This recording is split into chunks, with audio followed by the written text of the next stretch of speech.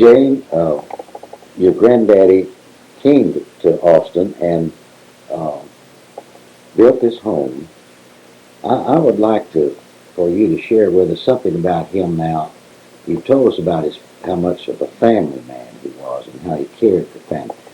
Uh, Tell me something about how he was with nature, for example. Oh, yeah. Well, he loved nature. He loved being out in original nature, far out from civilization.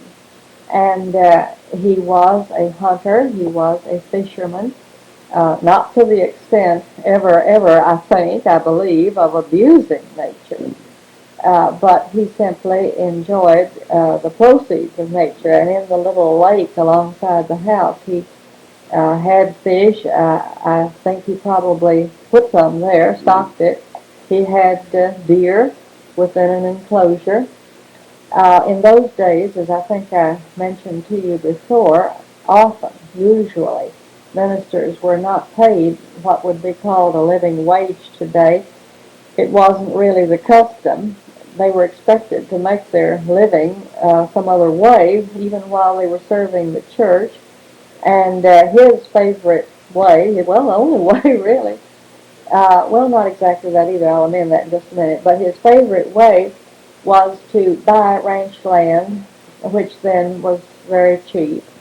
He would go around to people in town and buy their calves, because everybody had a milk cow, and they didn't want to be bothered with the calves, so he'd buy the calves and put them on this land he had bought until pretty soon he had a going ranch, and then he would sell that and then start again.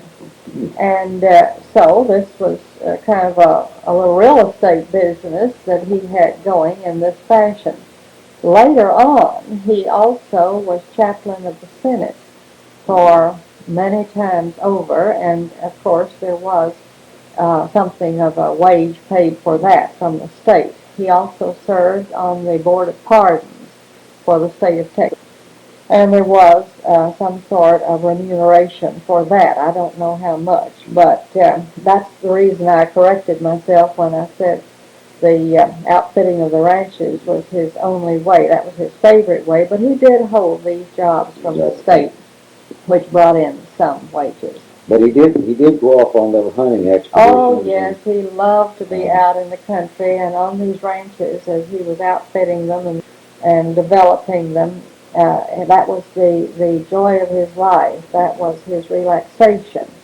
That was his Shangri-La, you might say, to go out into nature that way. And my father, his second son, was like him in that respect.